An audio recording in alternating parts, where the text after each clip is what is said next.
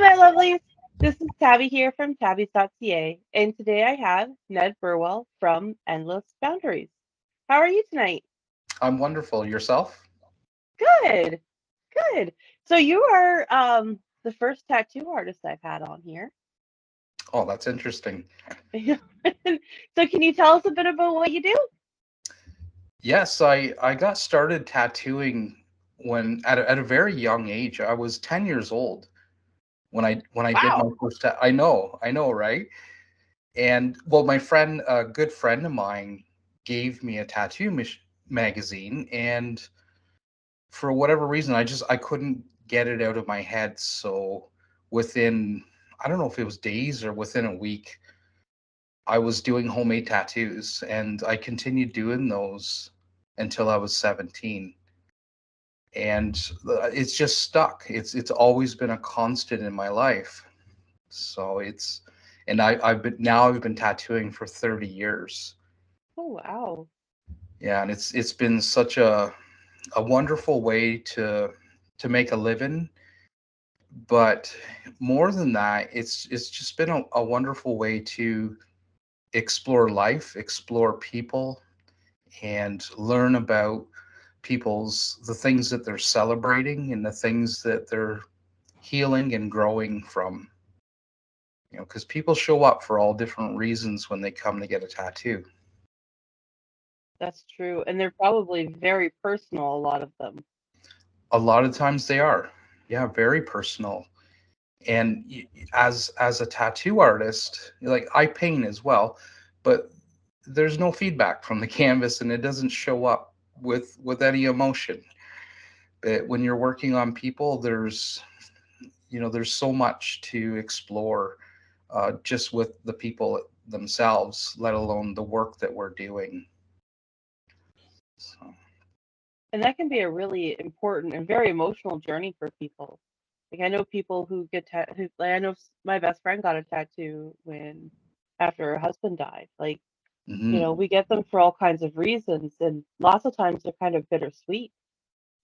absolutely, and that's sort of exactly what I'm saying, is that people quite often show up, and the artwork is important, but the meaning behind it is even more important to them. So getting to be a tattoo artist has been such a privilege and an honor. It's given me a window into a very intimate experience with people. And I don't like calling my customers clients or customers, because it's such intimate process to tattoo somebody. It feels like they're friends, they're family, and that bond grows very dearly over the years. I'm now So it, tattooing. Go ahead.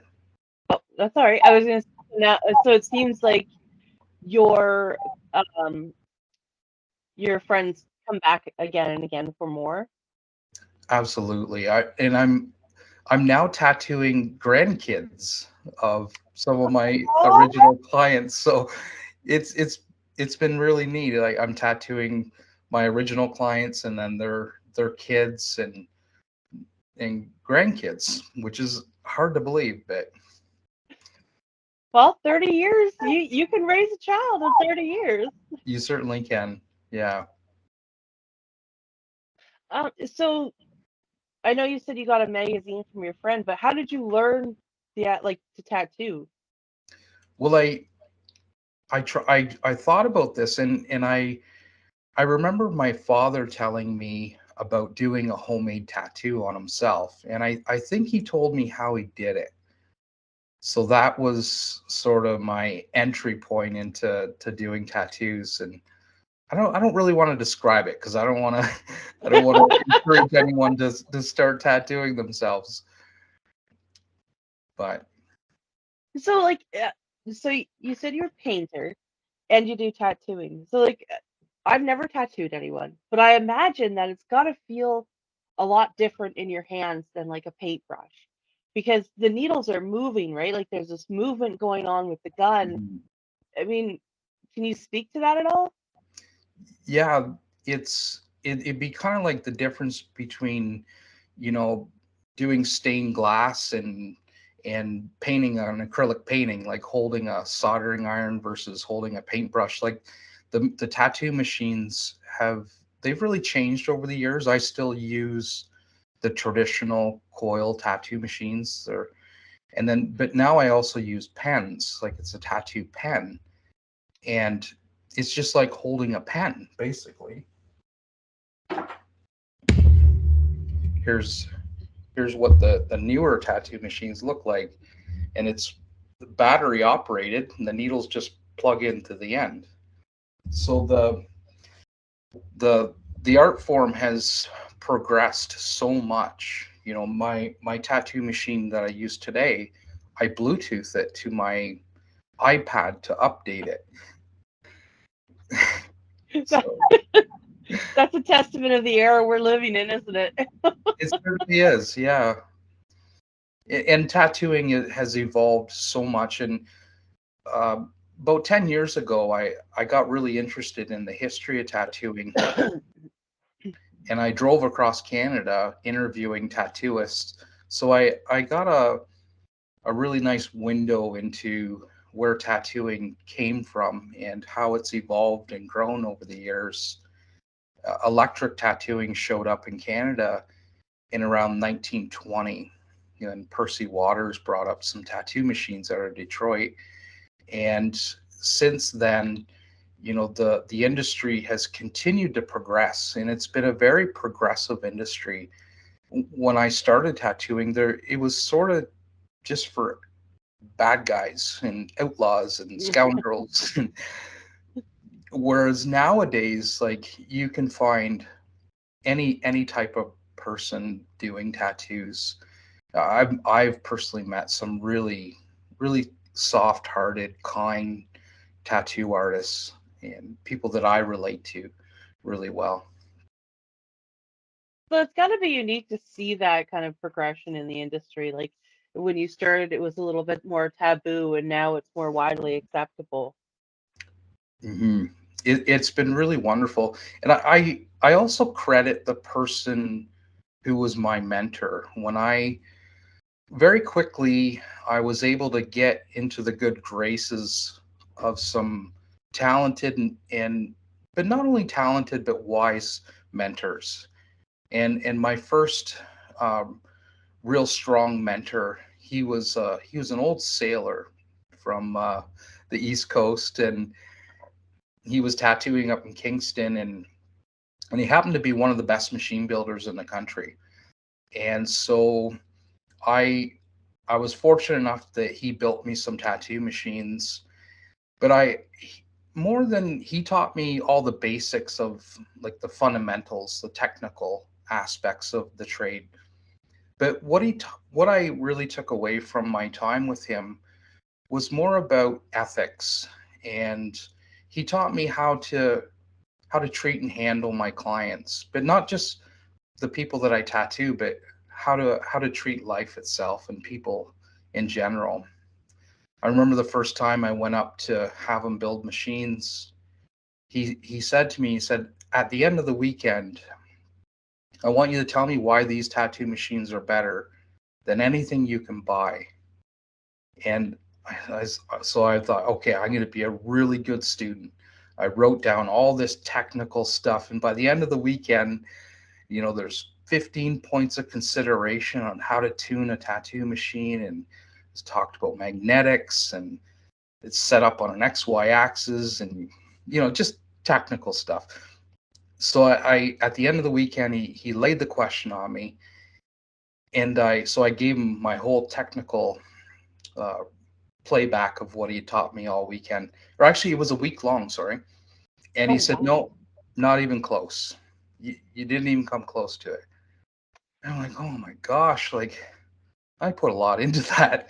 And he said the reason why those tattoo machines were better than anything you could buy is because we loved them.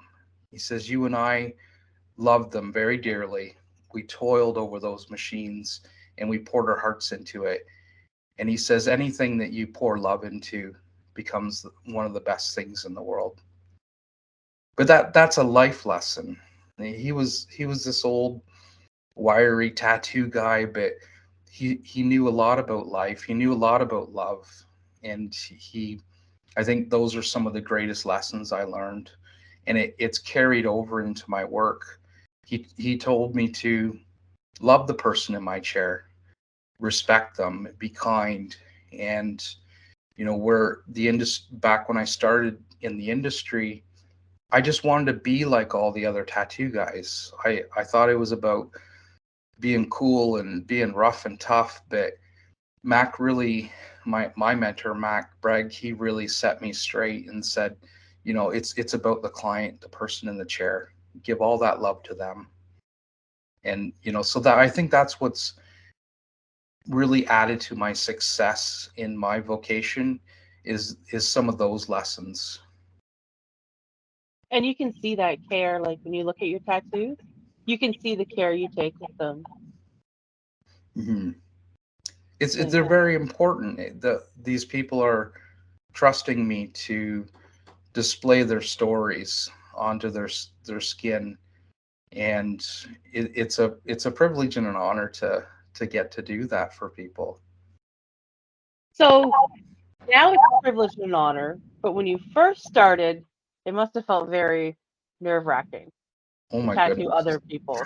Yeah, I was I I remember I used to have apprentices. I taught a few people how to tattoo, and I told them, I said, if tattooing doesn't bring you to the edge of your seat, you better get out of it, because it should scare you. It scared the bejeebers out of me.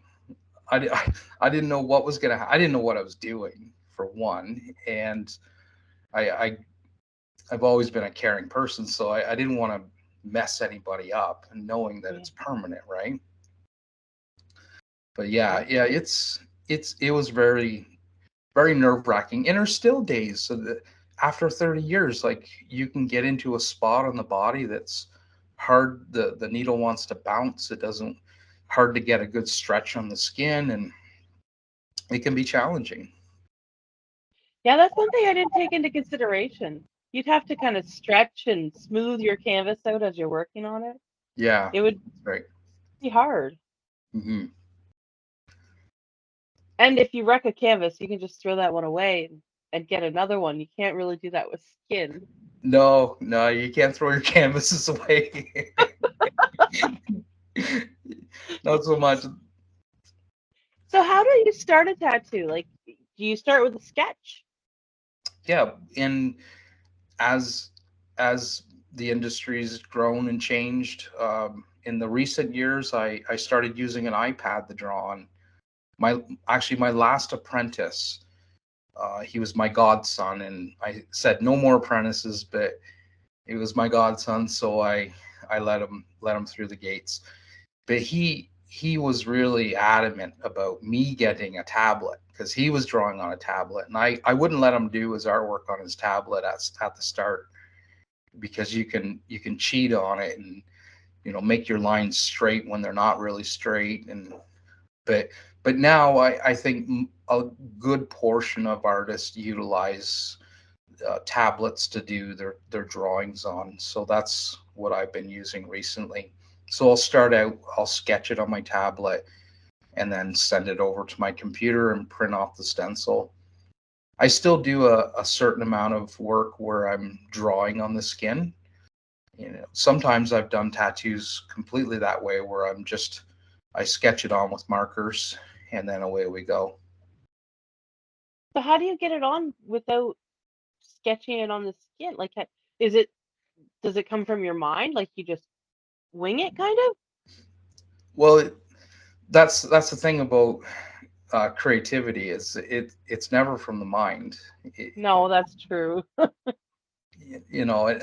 I look at myself kind of like creativity is like a hydro line. A hydro line delivers power, but it's not the source of it. And I creativity flows through me, but I'm not the source of creativity. Rather, it uses me, and that's something that I've become acutely aware of when I'm over the years, from tattooing so much, and doing artwork is that I'm just I'm the witness to the process. And when I'm surrendered and allowing the work to just happen, it happens on its own accord.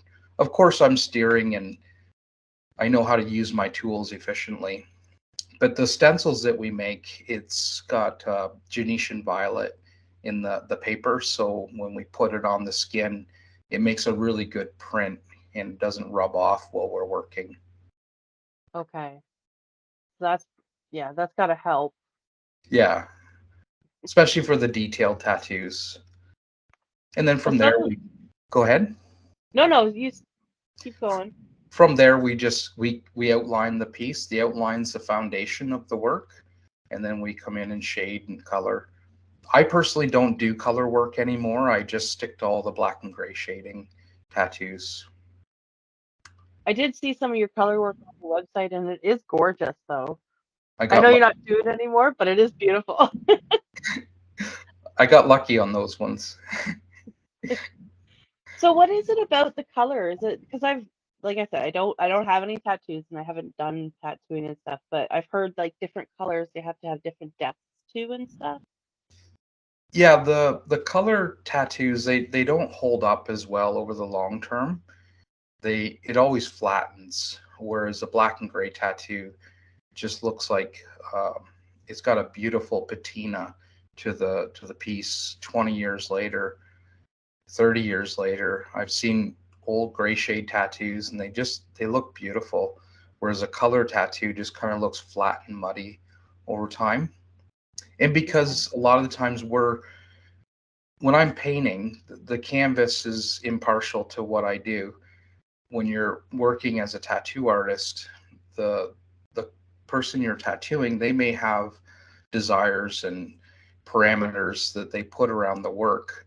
I found with color work quite often, not everybody, but a good portion of the clientele didn't understand color theory. So color is like music. You put the wrong notes together and it sounds awful, and you put the wrong colors together, it's a vibration, and your eyes are picking it up, and it either relaxes the optical nerve or it stresses it out. And yeah, I'd always try to explain, colors should work uh, within the color wheel. Yep. And customers still they'd say, no, I want this and I want that, and it's like, yeah, that's okay, but it's not gonna. There's going to be something off about it because it's not creating a good spectrum balance. And as a quilter, I know like it's so important. You put all your fabrics down and you look at them, and then we have all these tactics like they have these red things you look through to see if the colors are going to match well, and you squint your eyes from far back to try to see the mesh and stuff. And yeah, that's got to be hard to figure out, especially before you created it for them. Mm-hmm.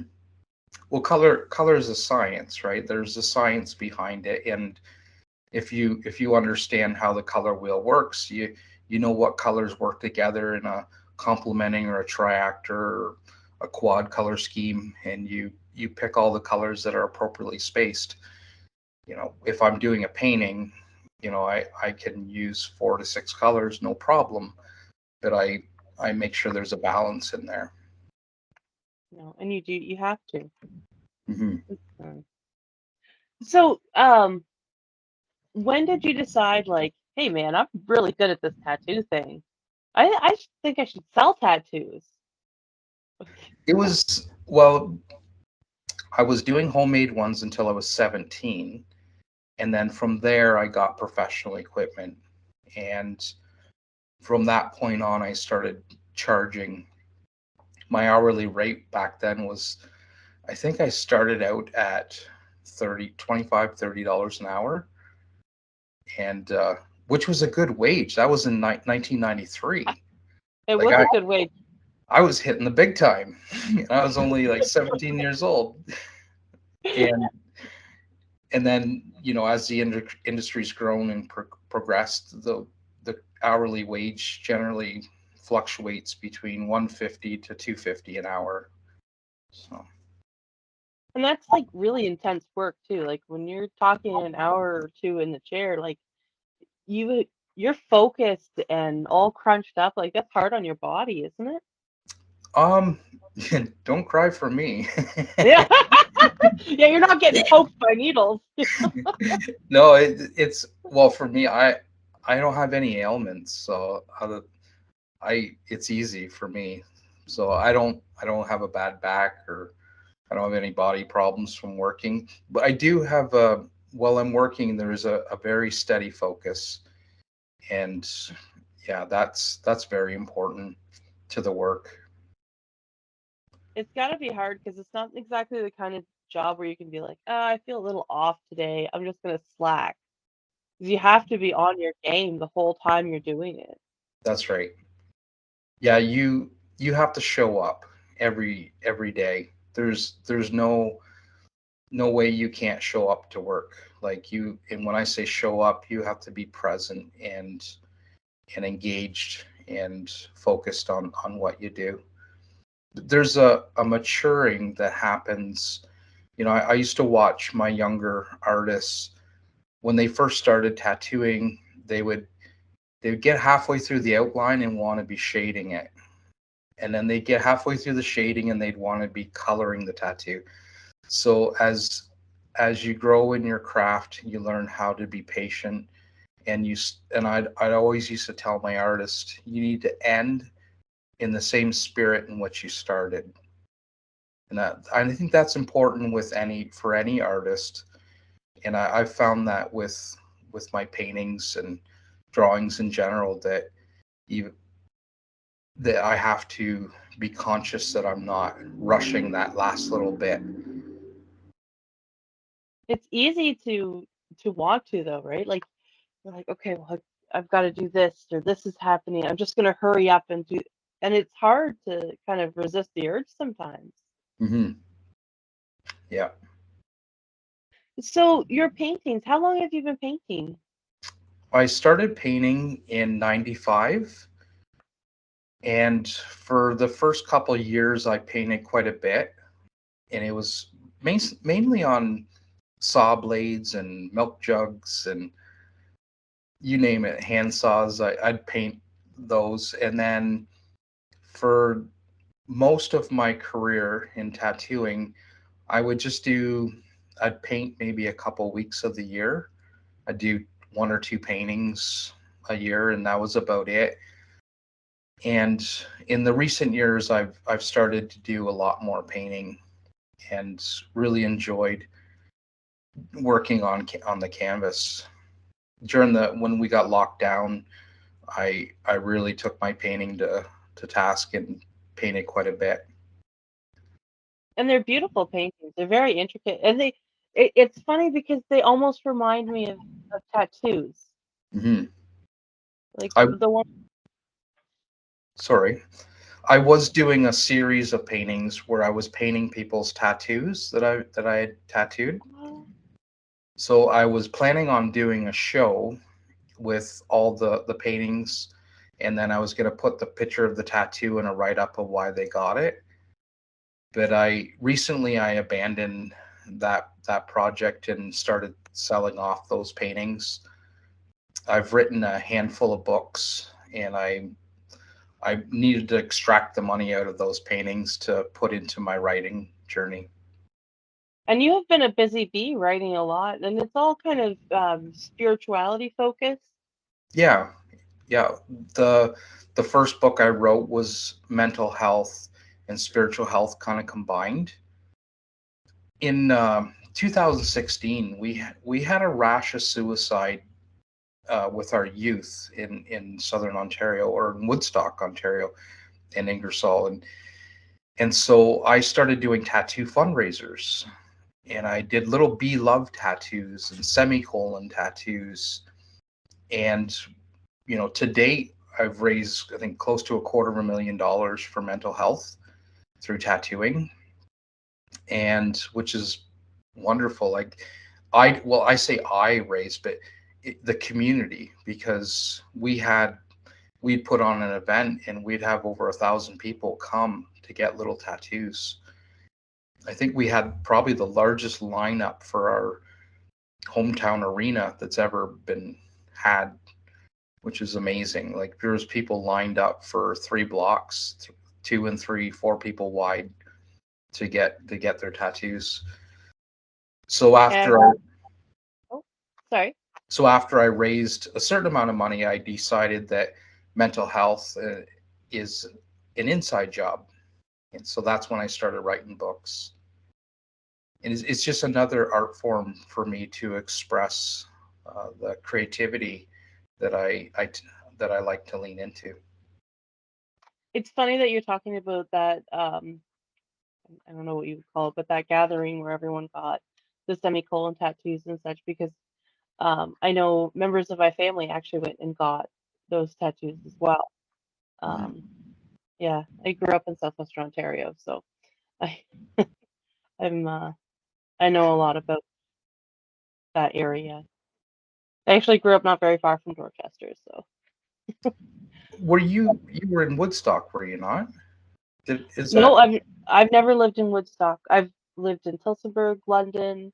okay? Um, we lived in Brownsville. We lived in Guelph, but Okay.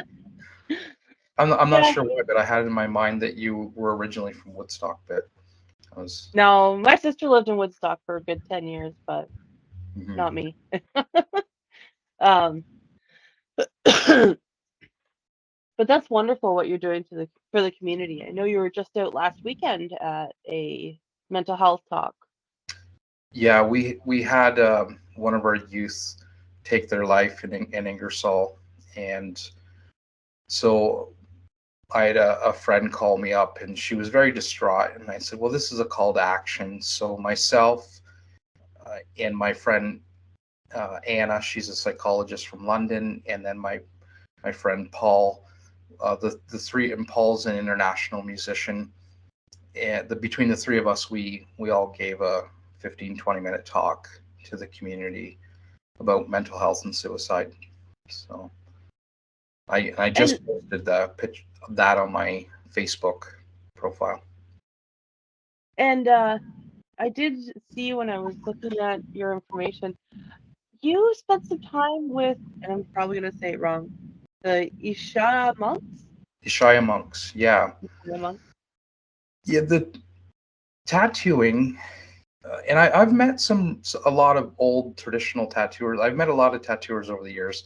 There's something about the art form, for as long as we have been standing upright and walking, we've been hunching over and tattooing ourselves.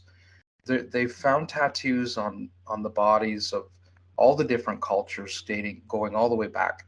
So there's a real sacredness to what we do, and some tattooists, I find, they really embrace that sacredness of what they do, and it's almost like there's a buildup of spiritual energy or good juju, whatever you want to call it. And so tattooing for me over the years, it was starting to wake me up when I by going into that silent, still place that we move into as artists. It puts us in contact with a deeper part of who and what we are. So I was slowly having this awakening while I was working, and then I would stop tattooing, and I would not feel good, or I'd feel be back to my old angry self. And so this awakening kept happening over the years, and it just kept getting more and more intense. And then finally I met this local doctor, and he took me under his wing, introduced me to spirituality, and I'm like, this is what I've been looking for. I need to know who I am. And I spent about 8 years under the wing of this doctor in town, and that's a whole other story. It's actually a really crazy story, but save that for another time. So after I was spent about 8 years with the doctor, I met the Ishaya monks, and I got involved in they're basically, it's just meditation. It's a modern day group of monks, and so I meditated with them in Western Canada and different centers throughout Ontario. I went on retreats, short and long. I did a 2-month retreat in Mexico with them, Oh Actually, wow. I'm writing a book about my time in Mexico. Okay, because it was it was a 2 month long retreat that I went to. It was like being at an ashram for 2 months, and crazy stuff happened, like really crazy stuff. So this novel I'm writing is based on true events, but I'm sort of embellishing them. So it's like a fictional memoir. I did see the cover you posted that you had Yeah, made for it. That's yeah, gonna be interesting. yeah. When I was with the Ishaya monks, my name was Ganesha. That was what my teacher, who is a Maharishi. A Maharishi is someone who's reached a degree of enlightenment and helped others move into that space. So Maharishi gave me the name Ganesha. So that's why the character in the story is me, and it's Ganesha. Okay. Ganesha. And what does Ganesha mean? That's Or Ganesha is one of the Hindu gods, and he's the elephant. oh, The elephant with okay. yeah, It sounded really familiar, so I was trying to place what, what it was. yeah, That explains the cover too, actually. yeah. So so that's the next book that's coming out. I never thought I'd write a novel. This kind of a, but again, if we're if we're leaning into, if the inspiration for our lives is coming from our heart, we never know what's next. And I think that's what makes life such an adventure, is if we can learn how to quiet the mind and just use our emotions as information, not a mode of how we are or who we are. Once we learn how to tame the mind and the emotions, we get to listen to the heart, and the heart for me has taken me on this amazing adventure. You can ask my wife. I never know what's next. Like, I just got back. I was spent the last 5 days. I put 2,000 kilometers on my car, and I drove to every metaphysical center from Windsor to Ottawa Wow. on a whim. That's what I should do. That's a lot of driving. But you know what though? Sometimes if you're if you are telling yourself that you should do something, like those impulses, those I hate to say inspiration. What is that? Intuition. Inspired. Yes, your intuition. You should never discount that. You That's should right. never discount your intuition. I tell my boys all the time, like, you Yeah, have to listen to what your soul's saying. that's right. And the mind, see, our mind wants, like the mind is, it loves to desire, but the heart knows. The heart never wants for anything. It just knows. And I think that's the difference for me. And that's what I've found as I've learned how to lean into that space more. And being an artist has taught me how to do that in a more profound way.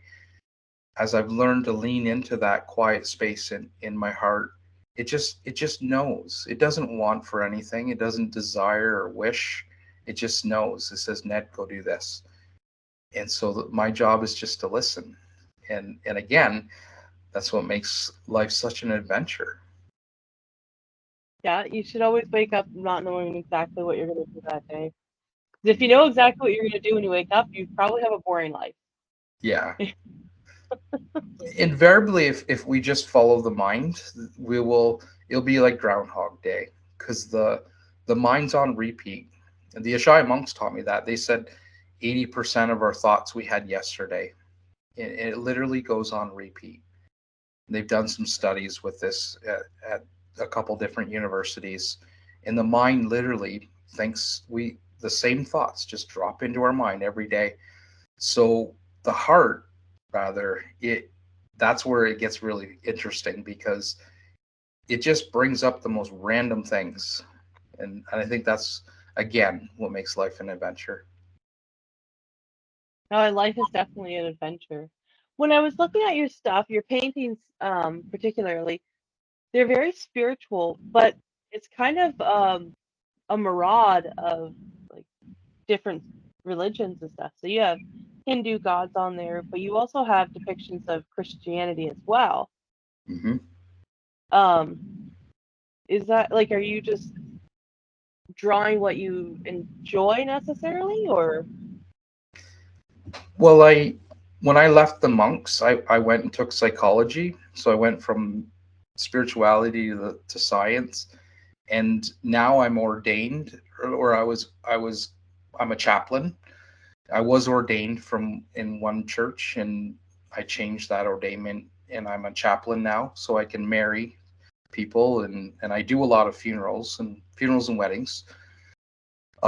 So with the imagery, I don't believe that any one culture knows the truth. Like, I don't think anyone fully has, they're the source of it.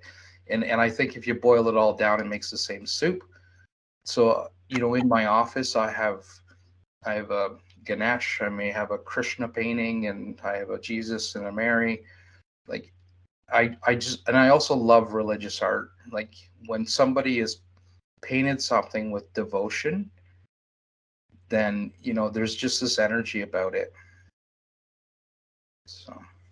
I agree with you 100%. If you look at the religious art, it's quite intense and quite beautiful. A lot of it.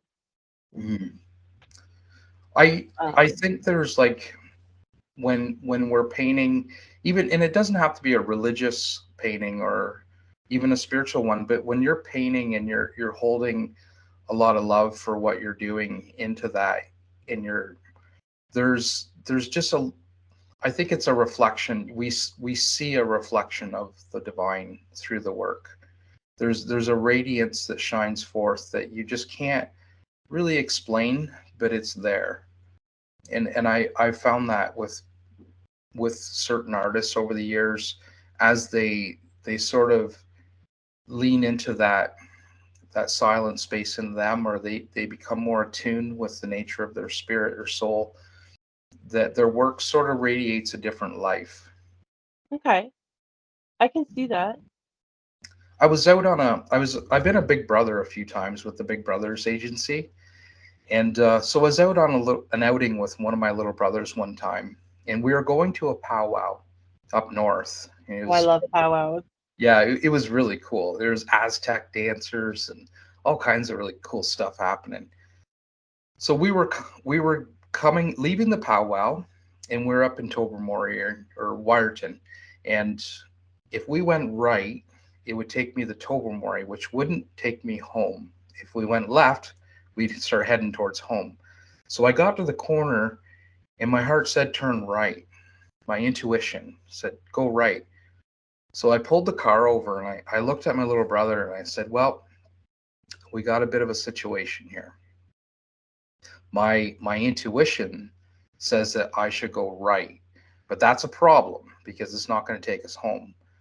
I said, have you had enough adventure today, or would you like to go on a deeper adventure? And he's like, let's go on an adventure. Let's go on an adventure. So I'm like, okay, if we do this, you're gonna have to, really be present and watch. Why are we being called to go right? So he's like a game, and we stopped at a few stores, and if we any place we could stop, we stopped, and we just wander around, talk to people. Why are we here? Just trying to figure it out. So we went quite a ways, and then I saw Paul Duff. He's a Canadian painter. He painted. I think he was trained by one of the Group of Seven, and so I said, Paul Duff Art Gallery. I've always wanted to stop here. So I said, this has got to be it. This has got to be it. So we Yep. turn in his laneway, and Paul's locking the door. He's just closing the gallery down. So I'm getting out of the car, and my little brother's in tow, and I said, oh, looks like you're closed for the day. Maybe I'll come back another time. And he's like, ah, come on in, come on in. I'm not doing anything anyways. So we go into his gallery, and it was so cool because the paintings, when you walk in the door, to my estimation, they didn't look very good. They're really old. Like, it was some of his early stuff, but I'm sure artists are cringing at me saying that. Um, but then as I walked through the gallery, it was his work was growing and changing, and it his newer works were to the back of the gallery. And so he had a series of rooms in his gallery. And as he took me through the rooms, I'm very sensitive. So I could feel something, like there was a greater energy. And then when we got in the very back, there was all these beautiful paintings, and he had some religious stuff there too, like the Jacob's ladder, the burning bush. I kind of wonder if he was a Mason, but so he had all this kind of spiritual stuff, but there was an intensity to the work, and I it was palpable. I could feel it in the room. So I asked Paul. I said, you've been an artist for a very long time. What advice would you give a young guy like me who's still trying to figure this thing out? And he started talking, and about 40 minutes later, he stopped. But I've never been so inspired in my life. He explained to me the duty of an artist, and our job, when a crowd gathers around and they're admiring the work, he says your job is to address the people. He says your job is to care for the people and appreciate the people that gather and support you in your work. Your job is to give as much as you can into that canvas. And when you're finished with the canvas, you turn all your attention back onto your community. And I know I'm missing a few components. I told the story in my book, Be Love, a book about awakening. But it was such a brilliant and beautiful conversation.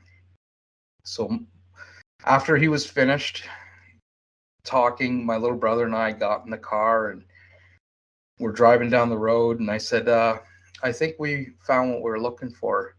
He goes, "Yep, we sure did." But that's the thing about, I think one of the things I appreciate about being an artist is it's taught me some of those morals. It's like Paul, I've learned the importance of people. I've learned the importance of giving love to what I do, not just my my tattooing or my paintings, but to everything. Look at your life as how much can I pour into this, whatever's in front of you. Because I think whatever's in front of us at any given moment is our purpose. We sometimes think that our purpose is going to be this big giant thing, but our purpose lands at our feet each moment of the day. Right now, my purpose is to be here with you, to share with you and come together. And so being an artist has taught me to be more purposeful and to show up in each moment and to give as much love as I can. And that's one of the privileges I think we have as artists, is that we get to learn some of these valuable things, or hopefully we do. I agree with you. I agree with you. And you get to learn a lot about yourself too through the art. Mhm. But so do you sell your paintings then, Ned? I try to. There's the whole starving artist thing. We all kind of understand that one. Yeah. Yeah, you want to buy one? Yeah. I got a couple kicking around. So I have to ask, I have a few questions that I ask every show, and well, I guess I've skipped one. So what inspires you? That's my second last question. Like, where do you find your inspiration? From knowing myself, reaching into love, and sharing that love with people. Probably the best answer to that question so far. Pardon me? That's probably the best answer to that question so far. Mhm. Yeah, Cheers, because cheers. when as I got to learn to know who I am outside of the context of my mind and this physical lump that I'm sitting in, it brought about a connection. And when I get in front of another person, I because I know who I am, I know a little bit about who's in front of me. Because the more that I've learned about who I am, the more I've appreciated others, and I could see myself in other people. There's no One of my favorite authors, one in one of his books, he said there's no distance between masters. And I've pondered that for a very long time. There's no distance between masters. So when somebody masters themselves, they realize that they find themselves in the heart of everyone. So I look for that. I look for the for the distance between me and another to dissolve, and I look for the divinity that's in me to be the same divinity that's in another. It's a little That's deep, right? beautiful. Yeah. No, it's nice. It's good. It's good. Um, so I guess hot on the tail of that advice would be, what would you say? Because I ask every artist that comes on, what would you say to an emerging artist, so someone that wanted to follow your footsteps? What would you say to them? Yeah, we we sometimes tread in the mind too heavily. We worry about how good we are against another person, and we worry if we're good enough. And the I would say that to a budding artist, and to just do what you love and love what you do, and don't worry about what anyone else is doing. Don't worry about what anyone else has to say. It's important to listen to people. If somebody wants to share some feedback, listen. When I remember one day I was in my old store, I was making needles, and a young man wandered in. He was a tattoo artist, but he wasn't a very good one.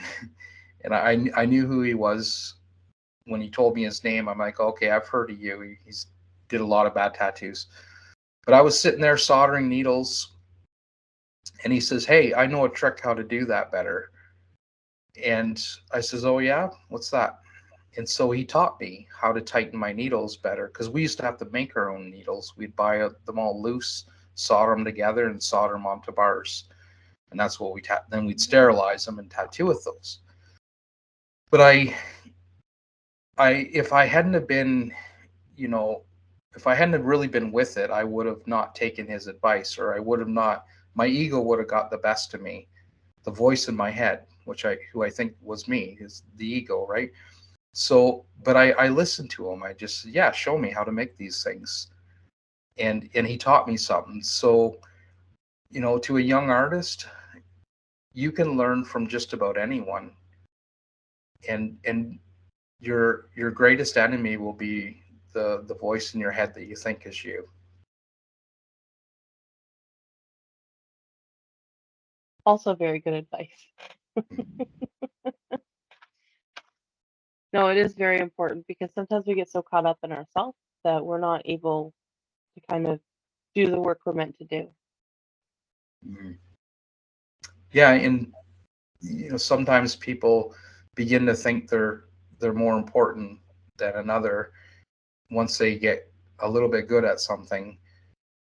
But I can say with experience, no matter how good you are, there's like, well, 15 million people doing it better. And there's no competition in when it comes to being an artist. It's just a creative endeavor that nourishes our spirit. It's not a competition.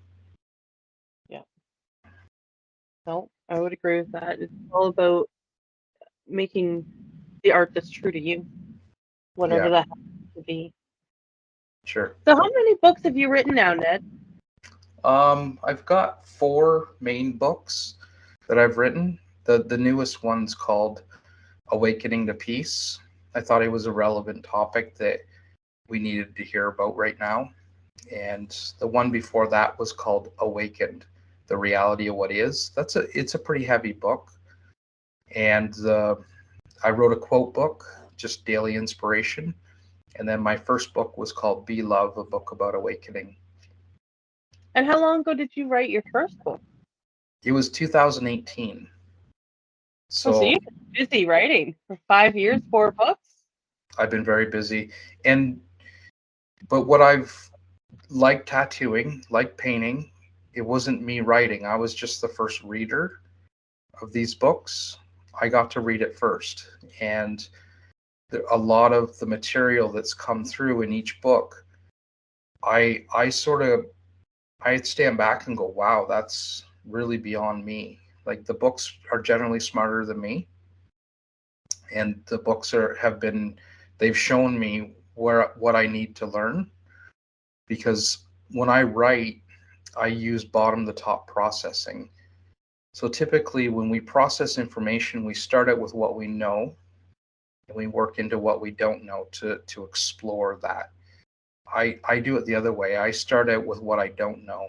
So I'll ask myself a question that my mind can't answer, and then I listen for to the to my heart to give me that answer, and then I write about it, and then I read it and think I'm crazy.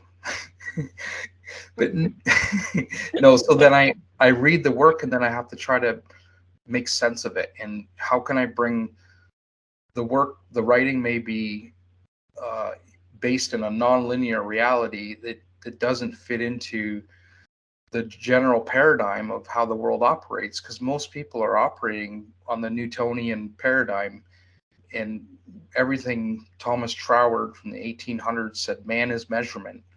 We weigh and measure everything, and we weigh things against other things to describe it and define them. But the nature of spirituality is that there is no there's no it's independent of itself. There's nothing to weigh or measure things against, because it's everything. Like the divine itself is everything, so you can't weigh and measure against that. But this physical reality is a reality of measurement. So I try to bring the writing into more of a context where the mind can understand it. Okay. That's That's pretty interesting. mhm. It sounds like your books at times would be a little heavy, eh? Oh yeah, yeah. That's probably a good thing I'm writing a novel, because yeah, sometimes it gets a little crazy in the writing. My last book that I just wrote, it's the book about peace. I've kept it for all audiences, and my first book, Be Love, it's for all audiences as well. The the second last one, it gets pretty heavy. Okay. So thank you so much for being here on the show, Ned. I appreciate you being on and coming and talking to us about everything, the spirituality pieces that we can read about in your books, all of the tattoo art, as well as the paintings. So thank you for being on. And if you're interested in seeing any of Ned's work, I'll make sure that I have links below the YouTube video. So go on over and give him a like and see his stuff. And if you want to see more videos from me, make sure you like and subscribe, and we'll see you later. Bye, my lovelies. Mhm.